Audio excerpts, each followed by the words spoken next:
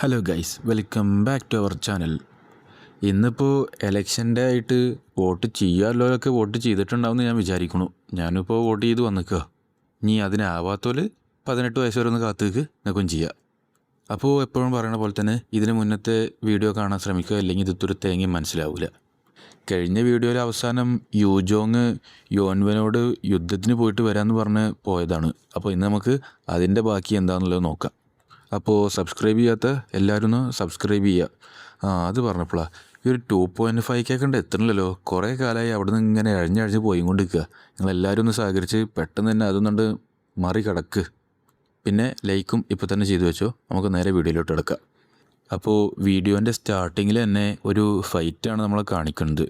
അത് ആരൊക്കെയാണെന്ന് നോക്കുമ്പോൾ ഒന്ന് നമ്മുടെ യൂജോങ്ങും പിന്നെ ഒന്ന് ഗ്രേറ്റ് കിങ് യോൻഹാങ്ങുമാണ്.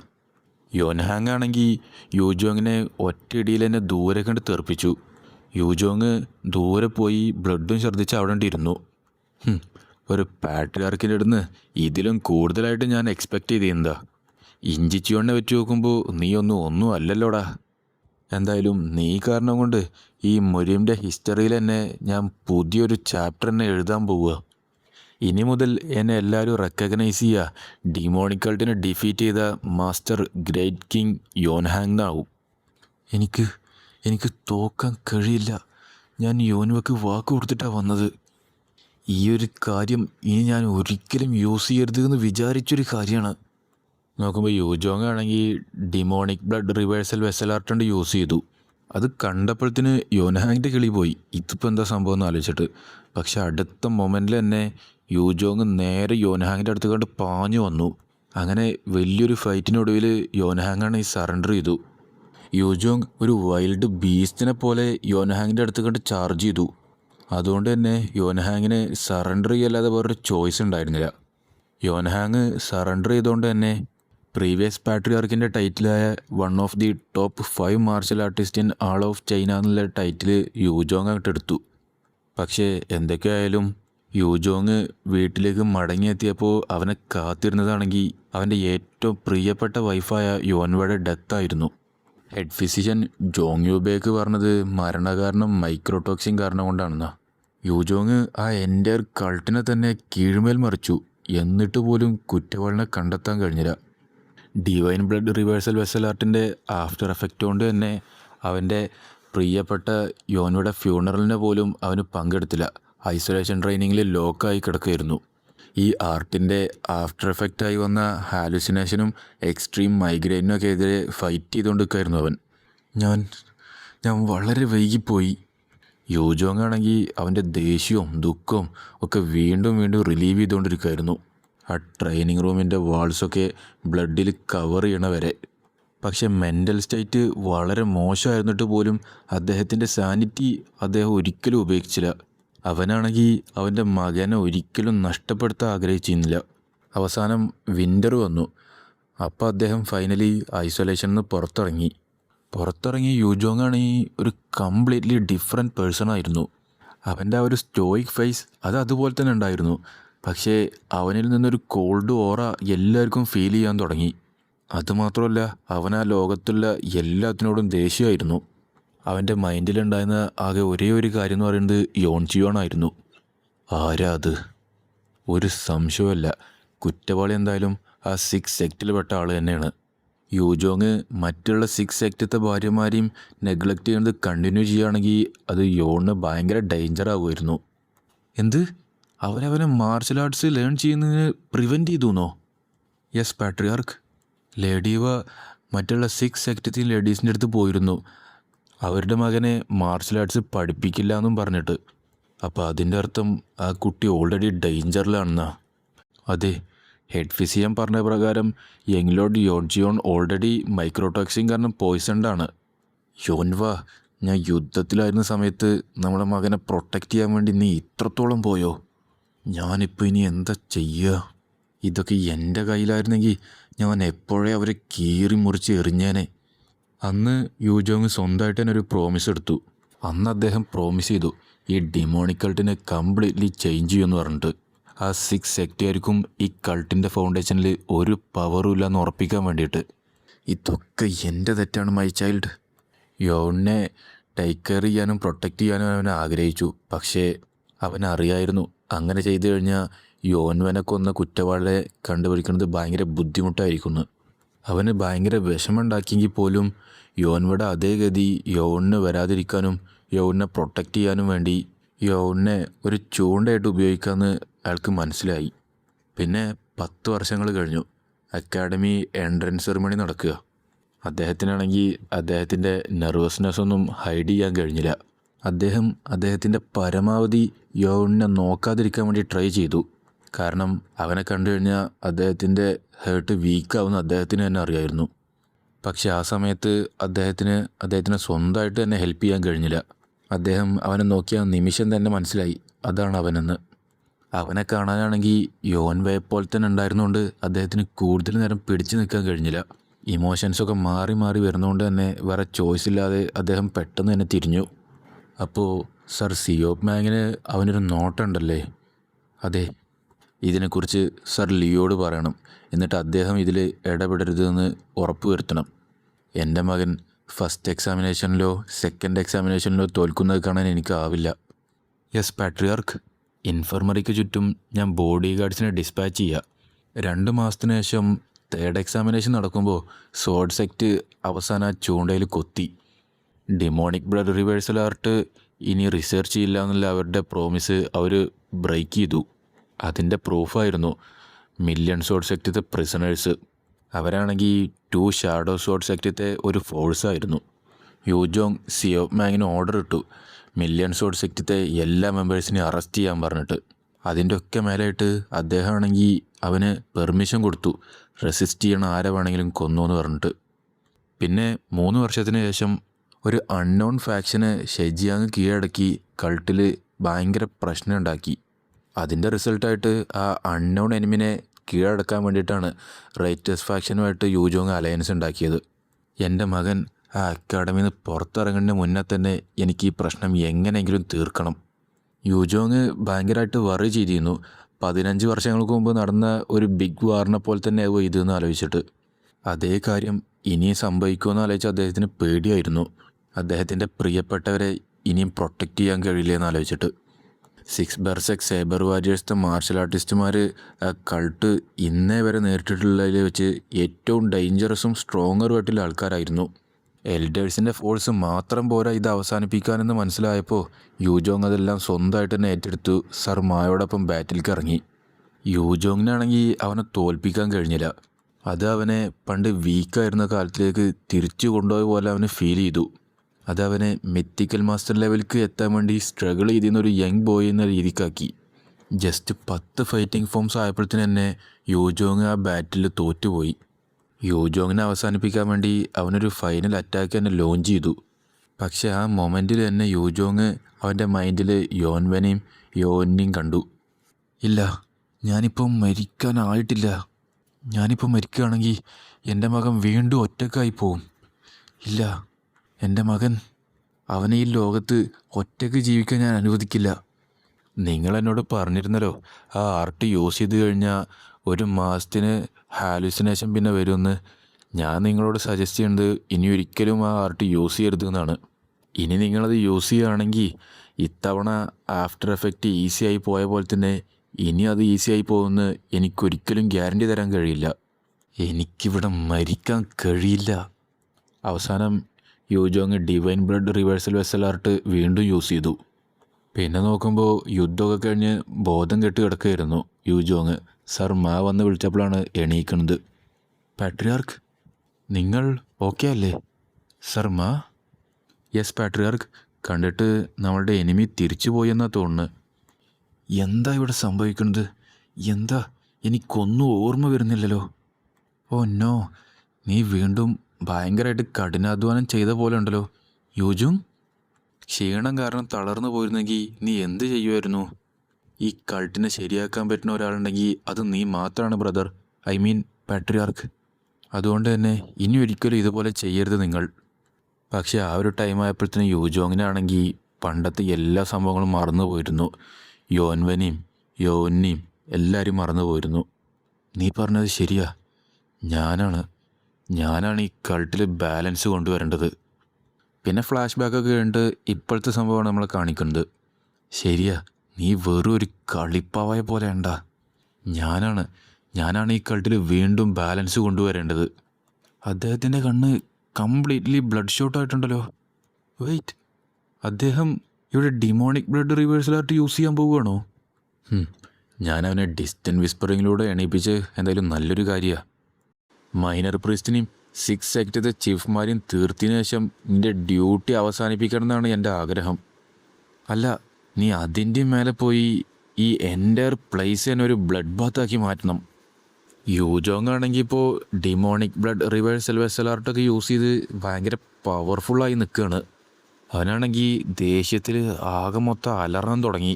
അവൻ്റെ ആ എനർജിയിലാണെങ്കിൽ അവിടെ ആകെ മൊത്തം പൊളിഞ്ഞുകൊണ്ടിരിക്കുക. ഞാനോ ആ റോക്ക് ഫ്രാഗ്മെൻസൊക്കെ എവിടെയാണ് വീണത് എനിക്ക് കാണിക്കുക. ഓക്കെ, നോക്കുമ്പോൾ ആ റോക്സൊക്കെ അവിടെയുള്ള ആൾക്കാരുടെ മേത്തേക്ക് ഇങ്ങനെ വീഴാൻ പോവുമായിരുന്നു. പക്ഷെ അപ്പോഴത്തേനും യോണ് ഭയങ്കര സ്പീഡ് പോയി അതൊക്കെ പൊട്ടിച്ച് കളയാൻ തുടങ്ങി. Thank you demonic load. പെട്ടെന്ന് തന്നെ ഏതെങ്കിലും സേഫായിട്ടുള്ള സ്ഥലത്തേക്ക് പോകാൻ നോക്ക്. എന്നെ ആരൊക്കെയാണോ ചതിച്ച് അവർക്കൊക്കെ മരണം ഉറപ്പാണടാ. യൂജോങ് ആണെങ്കിൽ അവിടെ ആകെ മൊത്തം ഇടിച്ച് പൊളിക്കാൻ തുടങ്ങി. അതിൽ കുറേ പാറകഷ്ണങ്ങളൊക്കെ യോൻ്റെ നേരക്കായിരുന്നു പോയിരുന്നത്. പക്ഷെ യോനാണെങ്കിൽ അതിന്നൊക്കെ ഡോഡ്ജ് ചെയ്ത് നേരെ യൂജോങ്ങിൻ്റെ അടുത്തേക്ക് എത്തി. എന്നിട്ട് അദ്ദേഹത്തിൻ്റെ തലയിൽ 2 കൈവച്ചു. നാനോ, തുടങ്ങിക്കോ. ഓക്കെ. പെട്ടെന്ന് തന്നെ നാനോ യൂജോങ്ങിനെ ഷോക്ക് അടിപ്പിക്കാൻ തുടങ്ങി. എൻ്റെ റൈറ്റ് ഹാൻഡ് കൊണ്ട് അദ്ദേഹത്തിൻ്റെ 100 മീറ്റിംഗ് പോയിൻറ്റേക്ക് ഞാൻ ഇലക്ട്രിക് ഷോക്ക് സെൻഡ് ചെയ്യുകയാണ്. എൻ്റെ ലെഫ്റ്റ് ഹാൻഡ് കൊണ്ട് അദ്ദേഹത്തിൻ്റെ ജെയ്ഡ് ഹാൾ പോയിൻറ്റേക്ക് എൻ്റെ ഇൻറ്റേർണൽ എനർജി ഇൻഫ്യൂസ് ചെയ്യുകയാണ്. അവസാനം യൂജോങ് ആ ഷോക്കിൻ്റെ ഒക്കെ എഫക്റ്റിൽ മയങ്ങി വീണു. അപ്പോൾ നമ്മൾ കാണിക്കുമ്പോഴാണെങ്കിൽ ആ മീറ്റിംഗ് ഹാള് കംപ്ലീറ്റ്ലി നശിപ്പിച്ച് കഴിഞ്ഞിട്ടുണ്ട്. യൂജോങ്ങിനെ തന്നെ വീഴ്ത്തിയ കണ്ടിട്ട് ആ കൾട്ടിലുള്ള എല്ലാവരും ഞെട്ടി നിൽക്കുമായിരുന്നു. എന്തായാലും ബോൺഗീഗ്യോങ്ങിൻ്റെ ശരീരം വെച്ച് ഞാനിതൊക്കെ ഒന്ന് അനലൈസ് ചെയ്തത് നല്ല കാര്യമായി. അപ്പോഴാണ് സർമ യോണിനോട് പറഞ്ഞൊരു കാര്യം നമ്മളെ കാണിക്കുന്നത്. ഞാനിതൊരിക്കലും പുറത്ത് പറഞ്ഞിട്ടില്ല, പക്ഷേ ഇതുവരെയും ഞാൻ നിങ്ങളെ വാച്ച് ചെയ്ത് പ്രൊട്ടക്റ്റ് ചെയ്യായിരുന്നു ഡിമോണിക് ലോഡ്. എനിക്കിത് ഇപ്പോഴും വിശ്വസിക്കാനേ കഴിയണില്ല. അദ്ദേഹം എന്നെ വെറൊരു കളിപ്പാവായിട്ടല്ല കണ്ടത്, എന്നെ എപ്പോഴും പ്രൊട്ടക്റ്റ് ചെയ്യണമെന്ന് ആഗ്രഹിച്ചിരുന്നു അദ്ദേഹം. എനിക്ക് ഈ സത്യം അദ്ദേഹത്തിൽ നിന്ന് ഡയറക്റ്റായിട്ട് തന്നെ കേൾക്കണം. അതുപോലെ തന്നെ നോക്കുമ്പോൾ യോൺ അവിടുന്ന് പെട്ടെന്ന് വേറൊരുത്തൻ്റെ മുന്നിൽ കണ്ട് പോയി നിന്നു. എന്നിട്ട് നേരെ അവൻ്റെ കഴുത്തിനോട് പിടിച്ചു. നീ ആരാടാ? അതൊരു സ്വിഫ്റ്റ് ക്ലോൺ ടെക്നിക്കല്ലേ? ഇവൻ ഏതാ? അതുമാത്രമല്ല, ഡിവൈൻ ബ്ലഡ് റിവേഴ്സൽ വെസലാർട്ട് സ്റ്റോപ്പ് ചെയ്യാൻ വേണ്ടി അവ യൂസ് ചെയ്ത മിസ്റ്റീരിയസ് എനർജി അതെന്താണ്? ഞാൻ ചോദിച്ചത് നീ ആരാണെന്നാ. നിങ്ങൾ എന്തിനാ എന്നോട് ഇങ്ങനെ ചെയ്യുന്നത്? ഡിമോണിക് ലോഡ്, അത് കേഴ്സഡ് സ്വാഡ് സെക്ടത്തെ ചീഫ് ബുൽവിയോ ആണ്. കേഴ്സഡ് സ്വാഡ് സെക്ടോ? അത് സ്വാഡ് സെക്റ്റിൻ്റെ കീഴിൽ വർക്ക് ചെയ്യണ 2 ഷാഡോ സ്വാഡ് സെക്ടത്തെ ഒന്നല്ലേ?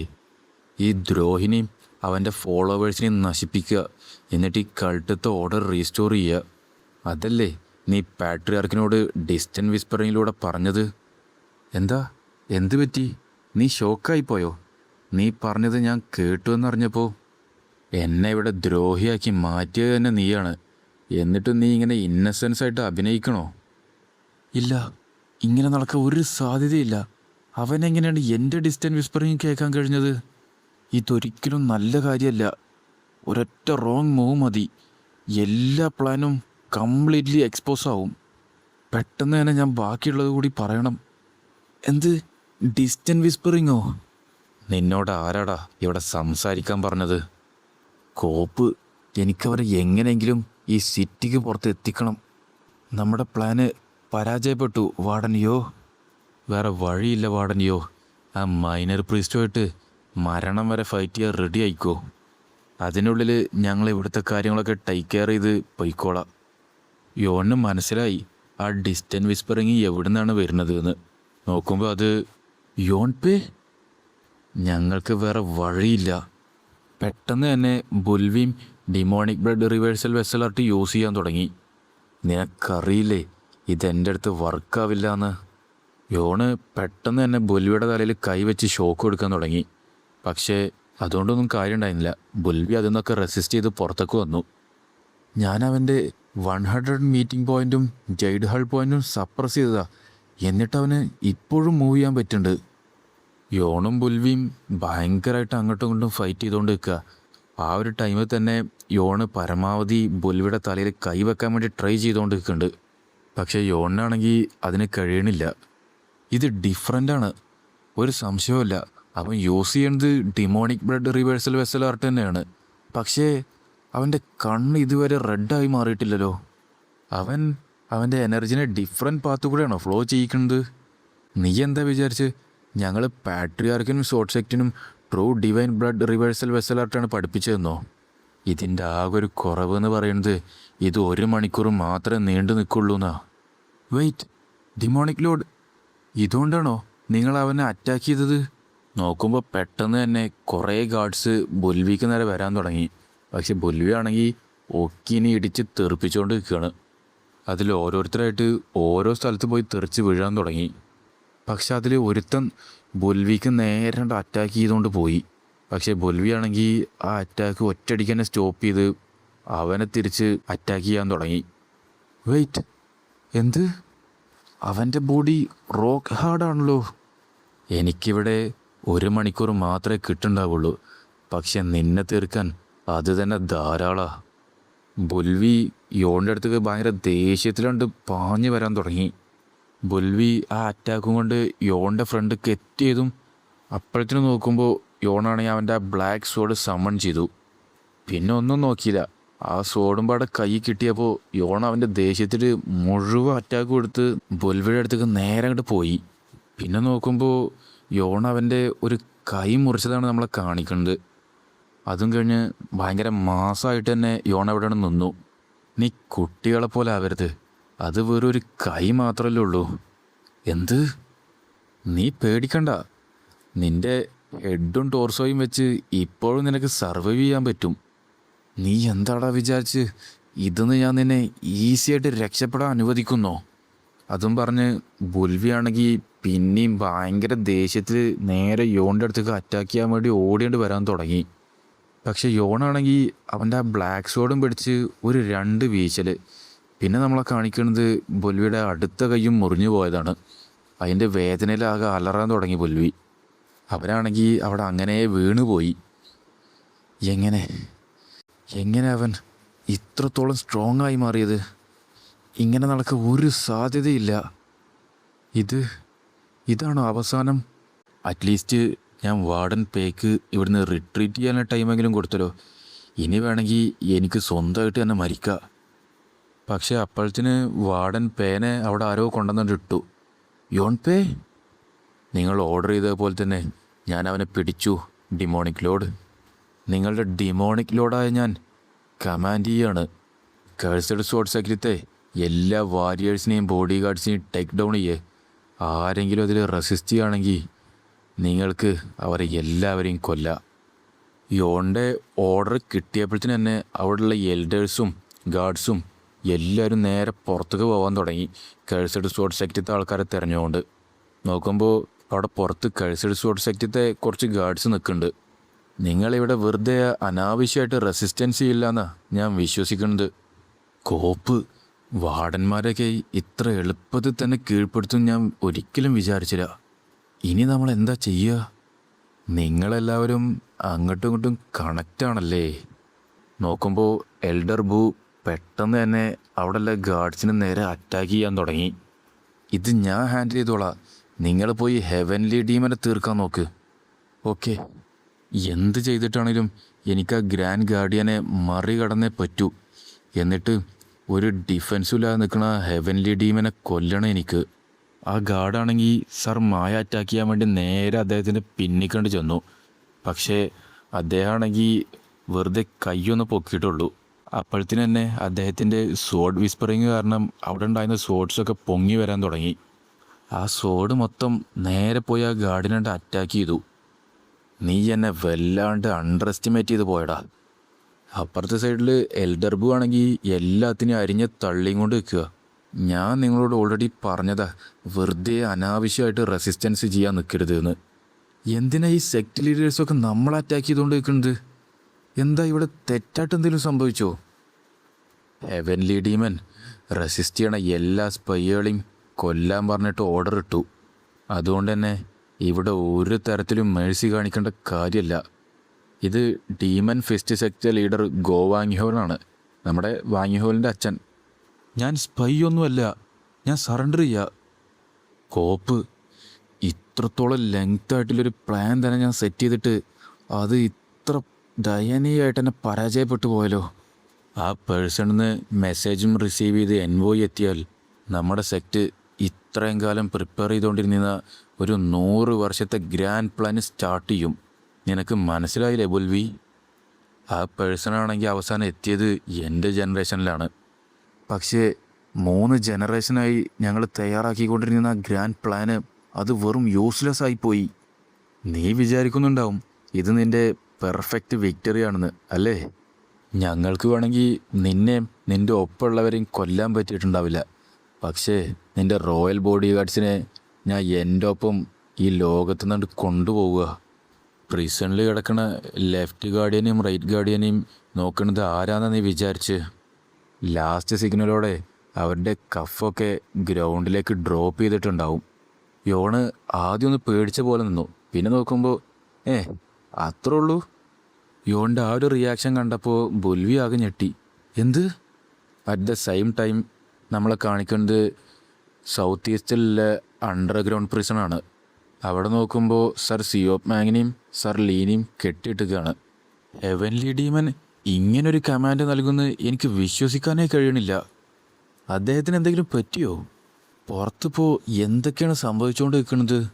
ഞങ്ങൾ മാത്രമല്ല, യങ് ഹെവൻലി ഡീമനെ സഹായിച്ചുകൊണ്ട് നിൽക്കുന്ന എൽഡേഴ്സും ഇപ്പോൾ അറസ്റ്റിലായിട്ടുണ്ടാവും. അതിൻ്റെയൊക്കെ മേലായിട്ട് അദ്ദേഹം ഇപ്പോൾ ഡേഞ്ചറിലാണ്.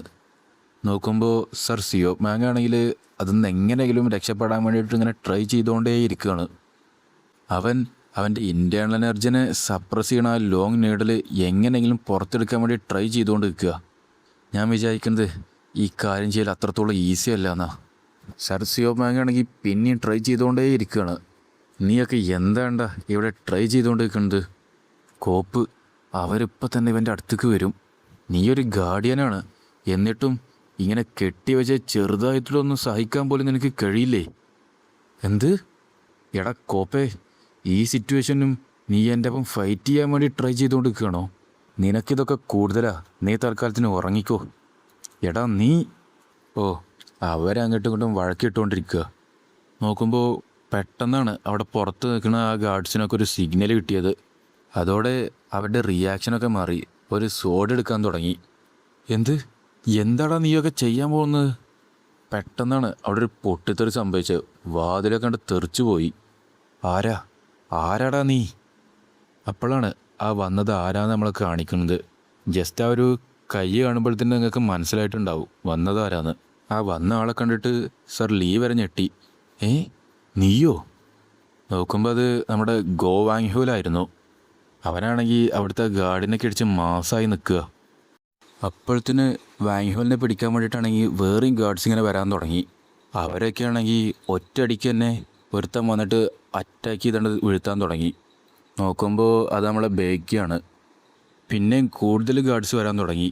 ഇൻട്രൂഡേഴ്സ്, അവരെ എത്രയും പെട്ടെന്ന് തന്നെ ടേക്ക് ഡൗൺ ചെയ്യേ. കണ്ടിട്ട് നിങ്ങൾ എങ്ങനത്തെ സിറ്റുവേഷനിലുള്ളതെന്ന് നിങ്ങൾക്ക് ഇപ്പോഴും മനസ്സിലായിട്ടില്ല എന്നാണ് തോന്നുന്നത്. ഹേയ് വാങ്ഹോൽ, ലെറ്റ്സ് ഗോ ബേക്കി. എടാ നീ എനിക്ക് ഓർഡർ ഇടുന്നോ? നിനക്കിപ്പോഴും മനസ്സിലായിട്ടില്ല എന്ന് തോന്നുന്നത്. 3 സെക്ടത്തെ ലീഡേഴ്സ് എന്നെ എന്തിനാണ് ഹെൽപ്പ് ചെയ്യേണ്ടതെന്ന്. ഇപ്പോൾ നീ നിന്നെക്കുറിച്ച് വറി ചെയ്യേണ്ട ടൈമാണ്. കാര്യങ്ങളൊന്നും ഇങ്ങനെ നടക്കാൻ പാടില്ലായിരുന്നു. അവനിപ്പോൾ എൻ്റെ ഈ ജീവിതം വെറുതെ വിടുന്നത് ഇതിൻ്റെ പിന്നിൽ ആരൊക്കെയാണെന്നുള്ളത് അവനറിയണം. അതിന് വേണ്ടിയിട്ടാണ്. ടോർച്ചർ ചെയ്ത് ജീവിക്കുന്നതിനേക്കാളും നല്ലത് എൻ്റെ എനർജി റിവേഴ്സ് ചെയ്ത് പൊട്ടിത്തെറിച്ച് എൻ്റെ ജീവിതം ഇവിടെ അവസാനിപ്പിക്കുന്നതാണ്. യങ്ലോഡ്, ആ മനുഷ്യൻ ബുൽവിയാണെങ്കിൽ അവൻ്റെ എനർജി റിവേഴ്സ് ചെയ്യാൻ വേണ്ടി ട്രൈ ചെയ്തുകൊണ്ട് നിൽക്കുക. കണ്ടിട്ട് നീ വീണ്ടും ആ കാര്യം ചെയ്യാൻ പോവുകയാണെന്നാണ് തോന്നുന്നത്. അതുകൊണ്ടൊന്നൊരു കാര്യമില്ലടാ. ഇപ്പോഴത്തെ ഈ ക്രൈസിസിൽ നിന്ന് രക്ഷപ്പെട്ടു എന്ന് വിചാരിച്ച് നീ കൂടുതൽ സന്തോഷിക്കണ്ട. നമ്മുടെ ഈ സെക്റ്റിൻ്റെ പവർ എത്താത്ത സ്ഥലമുണ്ട് ഇവിടെ. നോക്കുമ്പോൾ യോണ് പെട്ടെന്ന് തന്നെ കൈയെടുത്ത് ബുൽവിയുടെ മേലെ കണ്ട് വെച്ചു. എന്ത്? അവൻ്റെ കയ്യിൽ നിന്ന് അത് ലൈറ്റ് വരുന്നു? ഞാൻ ഓൾറെഡി നിന്നോട് പറഞ്ഞതല്ലേ ഇതുകൊണ്ടൊന്നും ഒരു കാര്യമില്ലാന്ന്. പിന്നെ ആണെങ്കിൽ അവനെ ഭയങ്കരമായിട്ട് ഷോക്ക് അടിക്കാൻ തുടങ്ങി. അതിൻ്റെ വേദനയിലാണെങ്കിൽ അവൻ ആകെ അലറിയും കൊണ്ട് നിൽക്കുക. ഇതൊക്കെ കണ്ടിട്ടാണെങ്കിൽ ആ കട്ടിലുള്ള ആൾക്കാർ ഞെട്ടി നിൽക്കുക, ഇതെന്താ സംഭവം എന്നറിയാതെ. പിന്നെ നോക്കുമ്പോൾ ആകെ കരിഞ്ഞ് പഴയ രീതിക്കായി നിൽക്കുന്ന ബൊൽവിനെയാണ് നമ്മളെ കാണിക്കുന്നത്. യോണാണെങ്കിൽ അവൻ്റെ മുഖത്തേക്ക് ഒരു അടി കൊടുത്തിട്ടുണ്ട്, അവനെ നീപ്പിച്ചു. എങ്ങനെ ഞാൻ ഇപ്പോഴും ജീവിച്ചിരിക്കുന്നത്? ആ, ഇത് വർക്കായി. അപ്പോൾ നീ എന്താണ് നിൻ്റെ സെക്റ്റിനെ കുറിച്ച് ഇപ്പോൾ പറഞ്ഞുകൊണ്ടിരുന്നത്? അവനാണെങ്കിൽ ആകെ പേടിക്കാൻ തുടങ്ങി, ഇനി മുതൽ ടോർച്ചർ അനുഭവിക്കേണ്ടി വരുമല്ലോ എന്ന് വിചാരിച്ചിട്ട്. പിന്നെ ബാറ്റിലൊക്കെ സെറ്റിൽഡ് ആയതിനു ശേഷമാണ് നമ്മളെ കാണിക്കുന്നത്. 4th എൽഡർ ജാഗ്യുംഗ്യോങ്ങും 6th എൽഡർ മോങ്ങോയും അവരുടെ എല്ലാ ഫോഴ്സസും എടുത്തിട്ട് വെഞ്ചൻസ് സോഡ് സെക്റ്റിൻ്റെ മാനർ കണ്ട് പോയി. എമർജൻസി സിറ്റുവേഷൻ ആയതുകൊണ്ട് തന്നെ എസ്റ്റേറ്റത്തെ എല്ലാ ഡോറും നശിപ്പിച്ചു കഴിഞ്ഞാൽ വെഞ്ചൻസ് സോഡ് സെക്റ്റുകാർക്ക് ഒരിക്കലും രക്ഷപ്പെടാൻ കഴിയില്ല എന്ന് വിചാരിച്ചത്. പക്ഷേ അവരെത്തിയ സമയത്താണെങ്കിൽ ഈസ്റ്റിലുള്ള വെഞ്ചൻസ് സോഡ് സെക്റ്റിൻ്റെ മാനർ ഓൾറെഡി കത്തി നശിച്ചുകൊണ്ടിരിക്കുകയാണ്. പിന്നെ നമ്മളെ കാണിക്കുന്നത് 3 ദിവസത്തിന് ശേഷമാണ്. എങ്ങനെയൊക്കെയോ വെഞ്ചൻസ് സോഡ് സെക്റ്റിത്തെ ആ ഫയർ സപ്രസ് ചെയ്ത് ഞങ്ങൾ മാനേജ് ചെയ്തു. പക്ഷെ അവിടെയാണെങ്കിൽ ഒരു സർവൈവേഴ്സും ഉണ്ടായിരുന്നില്ല. മിക്ക ബോഡീസും ഇൻസിനറേറ്റഡ് ആയിരുന്നു. അതുകൊണ്ട് തന്നെ അതിൻ്റെയൊക്കെ ട്രൈസസ് മാത്രമേ ഞങ്ങൾക്ക് ലഭിച്ചുള്ളൂ. ബാക്കിയുള്ള ആളുകളാണെങ്കിൽ അവരുടെ സ്വന്തം ജീവൻ അവർ തന്നെ എടുത്തു എന്നാണ് ഞങ്ങൾ അസ്യൂം ചെയ്തത്. ഇത് കാണുമ്പോൾ റെമനൻസൊക്കെ എപ്പോൾ വേണമെങ്കിലും നശിപ്പിക്കാൻ കഴിയുന്ന രീതിക്ക് അവർ ഓൾറെഡി പ്രിപ്പറേഷൻസൊക്കെ എടുത്തിരുന്നു എന്നാണ് തോന്നുന്നത്. യോബുൽവിയുടെയും സോഡ് ഡീമൻ സെക്റ്റിൻ്റെയും ഇൻവെസ്റ്റിഗേഷൻ എങ്ങനെ പോകുന്നു? യോൺപേനെയും യോബുൽവിനെയും ലെഫ്റ്റ് ഗാർഡിയൻ പേഴ്സണലായിട്ട് തന്നെ ഇൻട്രോഗേറ്റ് ചെയ്യുന്നുണ്ട്. പക്ഷേ അതുകൊണ്ടൊന്നും ഒരു റിസൾട്ടും കിട്ടുന്നില്ല. അതിൻ്റെ ഒക്കെ മേലെ വെഞ്ചൻസ് സോഡ് സെക്റ്റുമായി റിലേറ്റഡ് ആയിട്ട് നിൽക്കുന്ന സോഡ് ഡീമൻ സെക്റ്റിത്തെ ജനങ്ങളുടെയൊക്കെ ശവശരീരങ്ങൾ കണ്ടെത്തി. സോഡ് ഡീമൻ സെക്റ്റിൻ്റെ ബ്ലഡ് ഫ്ലോ ചെയ്യുന്ന എല്ലാ ആൾക്കാരെയും അറസ്റ്റ് ചെയ്തു. അവരുടെ അണ്ടറിലുള്ള ബാറ്റിൽ സ്ക്വാഡ്സൊക്കെ ഡിസ്ബാൻഡ് ചെയ്യുകയും ചെയ്തു. ഗാർഡിയൻ പവിലിയോൺ വാരിയേഴ്സിൻ്റെ 14 പേര് വെഞ്ചൻസ് സോഡ് സെക്റ്റിലുള്ളവരാണെന്ന് ഞങ്ങൾ കണ്ടെത്തി. പേപ്പറിൽ 5 പേർ മാത്രമേ ഉണ്ടായിരുന്നുള്ളൂ. പക്ഷേ ഇപ്പോൾ അടുത്തായിട്ട് അവർ 9 പേരെ കൂടി കൂട്ടിച്ചേർത്തു. I see. Heavenly demon 11th elder നിങ്ങളെ കാണാൻ വേണ്ടി വന്നിട്ടുണ്ട്. ഓക്കെ, അകത്തേക്ക് പറഞ്ഞയക്കൂ. ഞാൻ 11th എൽഡർ വാനി ഞങ്ങളുടെ ഹെവൻലി ഡീമന് റെസ്പെക്റ്റ് കാണിക്കുന്നു. ഞാനിപ്പോൾ വന്നത് നിങ്ങളോട് എനിക്ക് കുറച്ച് കാര്യങ്ങൾ റിപ്പോർട്ട് ചെയ്യാൻ വേണ്ടിയിട്ടാണ്. ഓ, നിങ്ങൾ ഇത്ര പെട്ടെന്ന് തന്നെ തിരിച്ചു വന്നോ? നമ്മുടെ കൾട്ടിന് വേണ്ടിയിട്ട് നിങ്ങൾ ഇത്രത്തോളം ഹാർഡ് വർക്ക് ചെയ്യുമ്പോൾ ഞാനെങ്ങനെ റെസ്റ്റ് എടുക്കുക? അവളിപ്പോൾ ഡിഫറെൻറ്റ് ഹ്യൂമൻ ഫേസ് മാസ്കാണല്ലോ യൂസ് ചെയ്യുന്നത്. 3 ദിവസങ്ങൾക്ക് മുമ്പ് വെഞ്ചൻസ് സോഡ് സെക്റ്റ് സ്ക്വാഡുമായിട്ടുള്ള യുദ്ധത്തിന് ശേഷം നമ്മൾ ക്ലീൻ ചെയ്യുമ്പോൾ വെഞ്ചൻസ് സോഡ് സെക്റ്റിൻ്റെ ലീഡർ അടക്കം 3-4 പേരുടെ ബോഡി അവിടെ കാണാനില്ലാതെ ഞങ്ങൾ തിരിച്ചറിഞ്ഞു. അതുകൊണ്ട് തന്നെ ഞങ്ങളൊരു പെർസ്യൂട്ട് സ്ക്വാഡിനെ ഡിസ്പാച്ച് ചെയ്തു. പിന്നെ ഡാർക്ക്നെസ് സെക്റ്റിൻ്റെ ഇൻഫർമേഷൻ നെറ്റ്വർക്കൊക്കെ യൂസ് ചെയ്ത് ഫുജിയാൻ പ്രൊവിൻസിലും ജിയാങ്സി പ്രൊവിൻസിലും സെർച്ച് ചെയ്തു. ഇന്ന് ഫുജിയാൻ പ്രൊവിൻസിലെ നോർത്തേൺ ബ്രാഞ്ചിൽ നിന്ന് ഞങ്ങൾക്കൊരു ലെറ്റർ കിട്ടി. അവർ ബോഡി എന്തെങ്കിലും കണ്ടെത്തിയോ? അതെ, അവരാ ട്രൈസസൊക്കെ കണ്ടെത്തി. വുഹാൻ ബ്രാഞ്ചിനോട് റീഎൻഫോഴ്സ്മെൻ്റ് ആവശ്യപ്പെട്ട് പെർസ്യൂട്ട് കണ്ടിന്യൂ ചെയ്തു. പക്ഷേ പെർസ്യൂട്ടിനിടയിൽ അവരൊക്കെ മിസ്സായിപ്പോയി. എന്നോട് ക്ഷമിക്കണം. അത് കുഴപ്പമില്ല, ഇനി നമുക്കതിലൊന്നും ചെയ്യാൻ കഴിയില്ല. നമുക്ക് പുതിയ ടോപ്പിക്ക് തുടങ്ങാം. Thank you young lord. Fujian പ്രൊവിൻസിൻ്റെ നോർത്തിൽ വുമൻ വില്ലേജാണ്. അവർ ഷെജിയാങ് പ്രൊവിൻസൊക്കെ പോയിട്ടുണ്ടാവും. അത് തന്നെയാണ് ഞങ്ങളും ചിന്തിച്ചത്. എൻ്റെ ഗസ് കറക്റ്റാണോ? മുറിമലയൻസുമായിട്ടുള്ള ബാങ്ക്വറ്റിൽ ഗാർഡിയൻ പവിലിയനായിരുന്നു വൈൻ ബോട്ടിൽസൊക്കെ ഇൻസ്പെക്റ്റ് ചെയ്യാനുള്ള ഇൻചാർജ്.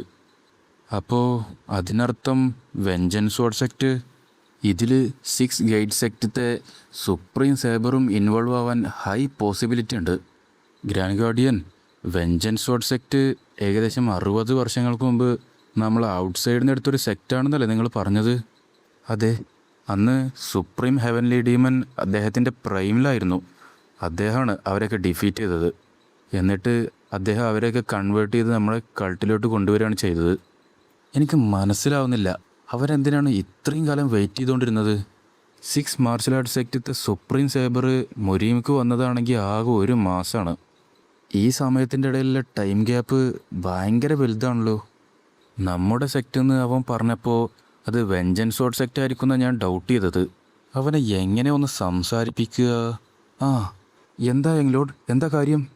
ഗ്രാൻഡ് ഗാർഡിയൻ, നമുക്ക് ഡിമോണിക് ഫിസിഷ്യനെ ഒന്ന് കാണണം. പിന്നെ നമ്മളെ കാണിക്കുന്നത് ഡിമോണിക് കൾട്ടത്തെ മെഡിക്കൽ പാവിലിയോണാണ്. ഹെവൻലി ഡീമൻ, ഞാൻ നിങ്ങളെ റെസ്പെക്റ്റ് ചെയ്യുന്നു. Great job demonic physician. നിങ്ങളുടെ മെയിൻ ഫിസിഷ്യൻ എന്ന നിലയ്ക്ക് എൻ്റെ ഡ്യൂട്ടി ഞാൻ ചെയ്തു തീർത്തു, അത്രേ ഉള്ളൂ. പക്ഷേ എൻ്റെ മെഡിക്കൽ ടെക്നിക്സൊക്കെ കുറവായത് കാരണം കൊണ്ട് തന്നെ എന്താ സംഭവിച്ചതെന്ന് കണ്ടെത്താൻ എനിക്ക് കഴിഞ്ഞില്ല. ഇതിന് എനിക്ക് പണിഷ്മെൻറ്റ് കിട്ടാൻ ഞാൻ ഡിസർവിങ് ആണ്. അപ്പോഴാണ് ആ മെഡിക്കൽ പവലിയണിൽ ബുലുവി കിടക്കുമ്പോൾ യോണിനോട് കുറേ സോറി പറഞ്ഞതൊക്കെ അവൻ ആലോചിച്ചത്. അവൻ്റെ അടുത്ത് നിന്നുള്ള സത്യങ്ങൾ അറിയാനും അവൻ എന്താണ് ഹൈഡ് ചെയ്യേണ്ടതെന്ന് അറിയാനും ഞാൻ ആഗ്രഹിച്ചു. പക്ഷേ കാര്യങ്ങളൊക്കെ ഇങ്ങനെയാണ് മാറിയത്. പ്ലീസ്, നിങ്ങൾ നിങ്ങളെ തന്നെ ഇങ്ങനെ കുറ്റപ്പെടുത്തരുത്. ഞാൻ ഇന്നിപ്പോൾ ഇവിടെ വന്നത് വേറെ കാര്യത്തിനാണ്. മുമ്പ് നമ്മൾ ബാങ്ക്വറ്റ് ഹാളിൽ നിന്ന് ഡിസ്കവർ ചെയ്ത ആ ഡ്രഗ് നിങ്ങൾ അനലൈസ് ചെയ്ത് കഴിഞ്ഞോ? നിങ്ങൾ പറയുന്നത് ആ ഓപ്പിയത്തിനെ കുറിച്ചാണോ? അതൊക്കെ ഞാൻ കംപ്ലീറ്റ് ചെയ്തു. പക്ഷേ ഇപ്പം നിങ്ങളിത് ചോദിക്കാൻ കാരണം എന്താ? യോണത് ജസ്റ്റ് ചിരിച്ചു. പിന്നെ നമ്മളെ കാണിക്കുന്നത് ഡിമോണിക്കൾട്ടത്തെ ഗ്രാൻഡ് ഹാളാണ്. അവിടെ കുറേയൊക്കെ അവർ റെഡിയാക്കി എടുത്തിട്ടുണ്ട്. അവിടേക്കാണെങ്കിൽ യോണ് ഗാർഡിയൻസിൻ്റെ ഒപ്പം കടന്നു വന്നുകൊണ്ടിരിക്കുക. ഹെവൻലി ഡീമന് എല്ലാവരും റെസ്പെക്റ്റ് കാണിക്ക്. പെട്ടെന്ന് യോണൊന്ന് സ്റ്റക്കായി നിന്ന് എന്തോന്നിങ്ങനെ നോക്കാൻ തുടങ്ങി. നോക്കുമ്പോൾ അതൊരു ചെയറാണ്. ഇതെന്താ, ഹെവൻലി ഡീമൻ്റെ ത്രോണിൻ്റെ അടുത്ത് വേറൊരു ചെയർ? ഇതിന് മുമ്പ് തന്നെ ഞങ്ങൾ നിങ്ങളോട് കൈ ചേർത്ത് ഈ ഒരു സിറ്റുവേഷൻ കാരണം നീ ഹെവൻലി ഡീമനാണെന്ന് ഞങ്ങൾ അംഗീകരിച്ചു. പക്ഷേ ഇപ്പോൾ കാര്യങ്ങളൊക്കെ കഴിഞ്ഞു. തിരിച്ചൊന്നും കിട്ടാതെ ഞങ്ങൾ നിനക്ക് സഹായം ചെയ്യുമെന്ന് നീ വിചാരിച്ചില്ല അല്ലേ? നോക്കുമ്പോൾ യോണാണെങ്കിൽ ആ ചെയറിലൊന്നിങ്ങനെ തൊട്ട് നേരെ അപ്പുറത്തേക്ക് പോയി. എൽഡർ ബൂ ആണെങ്കിൽ ആകെ അന്തം വിട്ടു. ഇവനെന്താ അവിടെ ഇരിക്കാത്തതെന്ന് ആലോചിച്ചിട്ട്. യോണാണെങ്കിൽ നേരെ പോയി പാട്രിയാർക്കിൻ്റെ സീറ്റിൽ തന്നെ കയറിയിരുന്നു. ഹെവൻലി ഡീമൻ ആ സീറ്റ് പെട്ടെന്ന് മറ്റേ സീറ്റിലാണെങ്കിൽ ക്രാക്ക് ഇങ്ങനെ വീഴാൻ തുടങ്ങി. എന്നിട്ട് നോക്കുമ്പോഴാണെങ്കിൽ ഒറ്റയടിക്ക് തന്നെ അതുകൊണ്ട് പൊട്ടിത്തെറിച്ചു. ഇവിടെ അതിന് വേറെ സീറ്റൊന്നും ഇല്ലല്ലോ. എൽഡർ ബൂ ആണെങ്കിൽ ആകെ ദേഷ്യത്തിലിങ്ങനെ നിൽക്കുക. അപ്പോൾ ഫ്രണ്ട്സ്, തൽക്കാലത്തിന് ഇന്നത്തെ എപ്പിസോഡ് ഞാനിവിടെ നിർത്തുകയാണ്. അപ്പോൾ അവരിനി എന്തിനാണ് ഗ്രാൻഡ് ഹാളിലെ മീറ്റിംഗ് കൂടിയതെന്നും യോണിൻ്റെ ഭാവി പരിപാടികളൊക്കെ എന്താണെന്നൊക്കെ നമുക്ക് വരും എപ്പിസോഡിൽ കാണാം. അപ്പോൾ ഈ വീഡിയോ ഇഷ്ടപ്പെട്ടെങ്കിൽ ലൈക്ക് ചെയ്യാനും ഷെയർ ചെയ്യാനും സബ്സ്ക്രൈബ് ചെയ്യാനും മറക്കല്ലേ. അപ്പോൾ അടുത്തൊരു കിടിലൻ വീഡിയോ ആയി വരുന്നവരേക്കും ബൈ ബൈ.